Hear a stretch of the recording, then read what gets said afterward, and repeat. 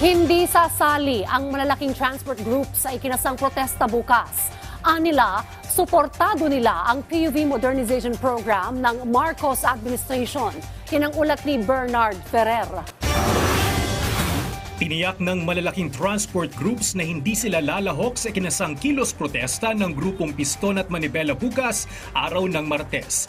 Ayon kay Obet Martin ng Pasang Mazda, kaisa niya sina Boy Vargas ng Altodap, Libay de Luna ng Acto at Lando Marquez ng LTAP sa mga hindi sasama bukas bilang pagpapakita ng suporta sa PUV Modernization Program ng gobyerno. Ayon pa kay Martin, makakaasang publiko na may masasakyan silang jeepney sa pagpasok sa trabaho at paaralan. Bukas po kaming lahat ay magbibiyahe para bigyan ng serbisyo ang ating mananakay. Binigyan din ni Martin na hindi magkakaroon ng transport crisis sa bansa sa isinusulong na PUV Modernization Program ng gobyerno. Sa katunayan, handaan niya silang tanggapin ang ipapang jeepney drivers at operators na sasama sa consolidation. Wala po sa kasaysayan ng ating bansa, lalo sa PUJ, na nagkaroon ng transport crisis.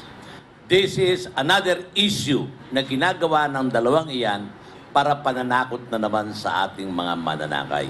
Nilinaw naman ni Libay de Luna na walang monopolya sa pagpili nila ng gagamiting modern jeepney sa bansa. Nauna nang nanindigan si LTFRB Chairman Teofilo Guadis III na malayang pumili ang transport group sa ipapasada nilang modern jeepney. Bernard Ferrer para sa Bayan.